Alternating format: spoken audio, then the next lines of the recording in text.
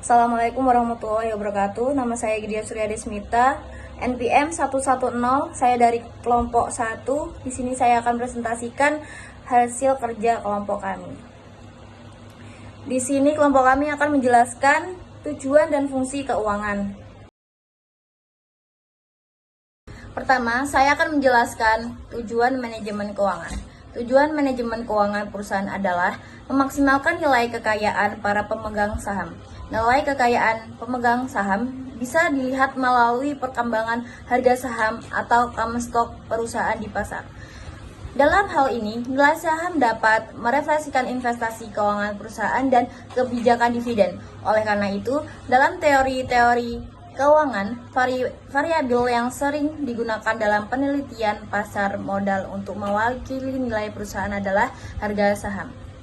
Dengan berbagai jenis indikator, antara lain return saham, harga saham, abnormal return, price earning ratio atau PER. Dengan demikian, bisa dimaknai bahwa tujuan manajemen keuangan perusahaan adalah untuk memaksimalkan kekayaan para pemegang saham, yang berarti meningkatkan nilai perusahaan yang merupakan ukuran nilai objektif oleh publik dan orientasi pada kelangsungan hidup perusahaan. Selanjutnya, peran manajer keuangan dalam perusahaan maju adalah mampu mengantisipasi perubahan. Tanggung jawabnya mencakupi berbagai aspek pengembangan yang vital secara keseluruhan dalam perusahaan, antara lain: 1. Meyakinkan catatan-catatan keuangan secara cermat. 2. Menyajikan laporan keuangan dengan memperhatikan karakteristik kualitatif laporan keuangan. 3. Mengelola posisi dan perusahaan. 3. Menyiapkan kwitansi keuangan. Pada saat likuiditas, perusahaan tidak mencukupi untuk memenuhi kebutuhan perusahaan dalam mencapai prospek yang lebih baik. Manajer keuangan bertanggung jawab untuk mengelola tambahan dana untuk memenuhi kebutuhan kas perusahaan. Walaupun pengadaannya bersifat mekanikal untuk memperoleh dana dari pihak eksternal dalam jangka waktu pendek, menengah, maupun panjang. Saat ini, manajer keuangan perusahaan telah memiliki fungsi keuangan yang lebih luas, yaitu sebagai berikut. Yang pertama, kegiatan investasi dalam berbagai jenis aktiva. Yang kedua, mendapatkan kombinasi keuangan optimal yang berhubungan dengan berbagai jenis penilaian kinerja perusahaan. Bentuk-bentuk penilaian kinerja diantaranya berkaitan dengan penentuan ukuran perusahaan, laba operasi perusahaan, risiko bisnis, dan penentuan tingkat likuiditas perusahaan. Dan yang terakhir, menentukan strategi pendanaan dalam rangka mendanai aktivitas investasi dan kegiatan operasional perusahaan dengan memperhatikan tingkat momen ungkit atau leverage optimal, yaitu mencermati kondisi permintaan pasar dan portofolio investasi optimal dengan mencermati efisiensi dan efektivitas operasi perusahaan. Didukung oleh pengelolaan sumber dana utang, khususnya utang jangka panjang. Saya Bella Anggreni Kartikasari, NPM 103, akan melanjutkan pembahasan materi selanjutnya. Ada fungsi manajemen keuangan, ada 3, yaitu investasi, pendanaan, dan dividen. Fungsi ini merupakan kebijakan sebagai inti dari manajemen keuangan. Yang pertama, keputusan investasi, memilih investasi dan alokasi dana ke proyek yang diharapkan menghasilkan pengembalian. Analisisnya ada NPV, IRR, payback, period, dan resiko.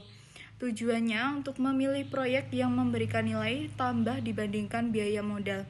Yang kedua ada keputusan pendanaan atau pembiayaan. Menentukan sumber dana untuk membiayai investasi, ada modal sendiri, utang, atau kombinasi. Untuk meliputi struktur modal optimal, pemilihan jenis utang, dan pengelolaan biaya modal. Untuk tujuannya ada menyeimbangkan biaya dana dan resiko agar tidak membebani keuangan perusahaan. Yang ketiga ada kebijakan dividen, keputusan tentang pembagian laba kepada pemegang saham sebagai dividen atau disimpan untuk reinvestasi. Perlu keseimbangan antara dividen yang terlalu besar atau melemahkan modal internal dan terlalu kecil mengecewakan investor. Yang keempat ada pengelola aktiva atau manajemen aset. ada memanfaatkan aset secara efektif agar memberikan kontribusi optimal, meliputi pengelolaan aktiva lancar berupa kas, persediaan, piutang, dan aktiva tetap, contohnya seperti pabrik atau mesin. Untuk tujuannya mengatur siklus persediaan, mempercepat perputaran piutang. Yang kelima, ada pengendalian keuangan, pengawasan atau audit, yaitu memastikan penggunaan dana sesuai rencana dan kebijakan, meliputi analisis penyimpangan dan audit internal atau eksternal. Tujuannya untuk mendeteksi inefisiensi dan melakukan tindakan korektif. Yang keenam, ada perencanaan dan penganggaran keuangan, yaitu menyusun rencana keuangan jangka pendek dan jangka panjang, dan mengalokasikan sumber daya kegiatan perusahaan melalui anggaran kas, modal, dan operasional. Untuk tujuannya untuk mengetahui kebutuhan dana di masa depan. Yang ketujuh, ada pelaporan keuangan, yaitu menyediakan informasi keuangan kepada pemangku kepentingan dan meliputi laporan neraca, laba rugi, arus kas, dan analisis rasio. Tujuannya untuk menjadi alat pengembalian keputusan. Yang kedelapan, ada manajemen arus kas atau likuiditas, yaitu mengatur likuiditas agar perusahaan dapat memenuhi kewajiban jangka pendek, meliputi perencanaan dan pengendalian kas masuk dan keluar. Untuk tujuannya menjaga keseimbangan antara likuiditas dan profitabilitas. Saya Anissa Suwarno, MPM 107, akan melanjutkan pembahasan materi selanjutnya, yaitu kebijakan investasi.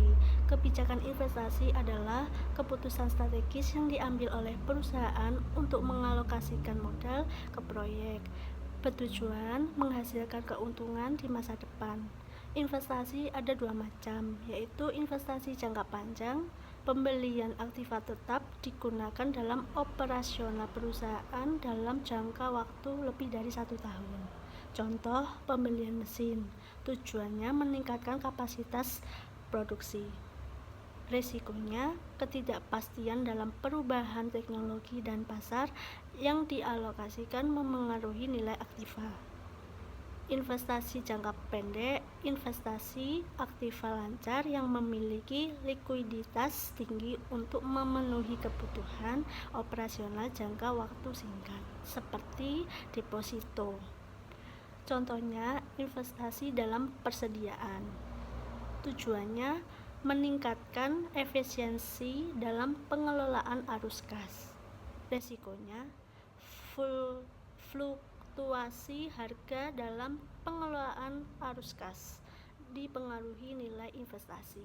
Konsep manajemen keuangan modern ini menggunakan Balanced Scorecard atau BCS, yaitu alat membantu perusahaan untuk melihat kinerja berbagai sisi seperti keuangan, pelanggan, dan pengembangan.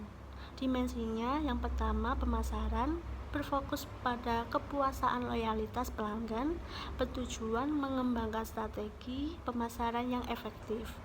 Yang kedua, proses bisnis, berfokus pada efisiensi dan efektivitas operasional, bertujuan mengukur dan meningkatkan produktivitas dan meningkatkan kepuasan pelanggan. Yang ketiga, manajemen sumber daya manusia, berfokus pada pengembangan dan kepuasan karyawan, bertujuan meningkatkan keterampilan untuk mendukung kinerja. Yang keempat, keuangan, berfokus pada profitabilitas dan pertumbuhan, bertujuan untuk menilai kesehatan finansial. Sebelumnya, perkenalkan, nama saya Adam Nur Bimantoro, NPM 103. Saya akan melanjutkan materi kebijakan pendanaan. Untuk memenuhi permintaan pelanggan, dibutuhkan aktiva tetap, misalnya berupa teknologi tinggi yang mampu bekerja secara cost effectiveness. Pada kondisi yang demikian, terdapat momen ungkit untuk meningkatkan leverage perusahaan dengan asumsi struktur modal dalam kondisi batas-batas yang dimungkinkan untuk melakukan utang. Utamanya utang jangka panjang guna mendukung kegiatan investasi perusahaan secara jangka panjang.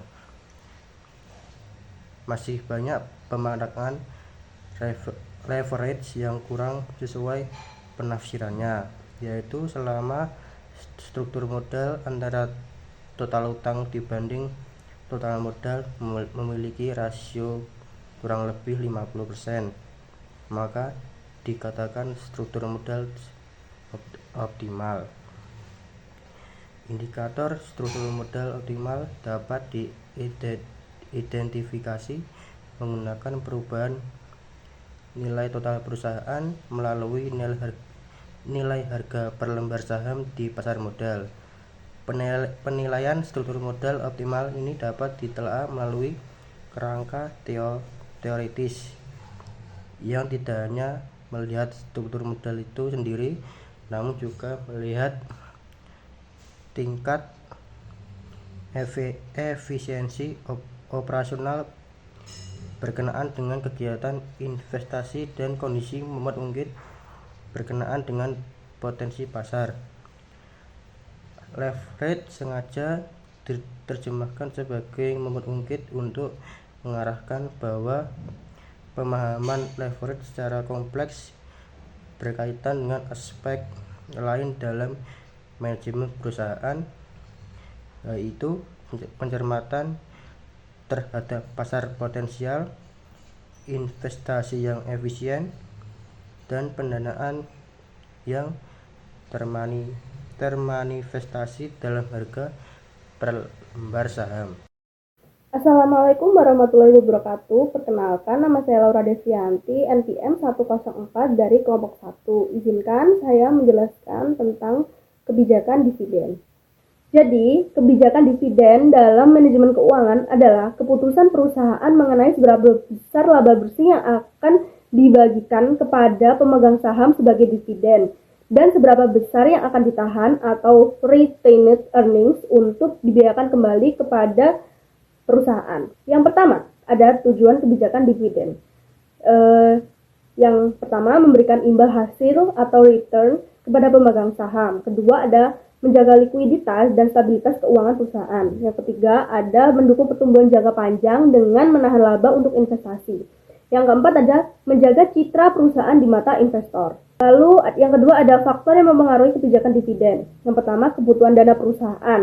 Apakah perusahaan butuh dana untuk ekspansi? Kedua, stabilitas pendapatan. Perusahaan dengan laba stabil cenderung bisa membayar dividen rutin. Yang ketiga, ada posisi likuiditas atau ketersediaan kas untuk membayar dividen. Yang keempat, ada pertumbuhan perusahaan. Perusahaan yang masih berkembang biasanya menahan laba untuk reinvestasi. Yang kelima, ada pertimbangan pajak. Aturan perpajakan dapat mempengaruhi apakah dividen lebih disukai atau tidak. Yang selanjutnya, preferensi pemegang saham. Ada investor yang lebih suka dividen tunai, ada juga yang lebih suka capital gain. Lalu yang ketiga, ada jenis kebijakan dividen. Jenis yang pertama ada kebijakan dividen stabil. Dividen dibayarkan dalam jumlah tetap atau bertahan naik secara konsisten. Terus menciptakan kepercayaan dan citra baik di mata investor. Yang kedua ada kebijakan dividen konstan atau constant payout ratio. Presentasi tertentu dari laba bersih dibagikan setiap periode. Jika laba naik, dividen naik. Jika laba turun, dividen akan turun. Lalu yang ketiga ada kebijakan dividen sisa atau residual dividen policy. Dividen hanya dibayarkan dari sisa laba setelah kebutuhan investasi terpenuhi. Fokus utama, pembiayaan internal terlebih dahulu. Selanjutnya ada kebijakan dividen campuran, menggabungkan antara dividen stabil dengan tambahan dividen bila laba tinggi. Contoh, perusahaan membayar dividen tetap Rp100 per saham ditambah dividen ekstra bila laba besar. Yang keempat atau yang terakhir ada implikasi kebijakan dividen. Dividen tinggi menarik investor tetapi mengurangi dana internal untuk ekspansi. Lalu jika dividen rendah mendukung pertumbuhan perusahaan tetapi bisa membuat investor kurang tertarik. Sekian penjelasan dari saya, terima kasih.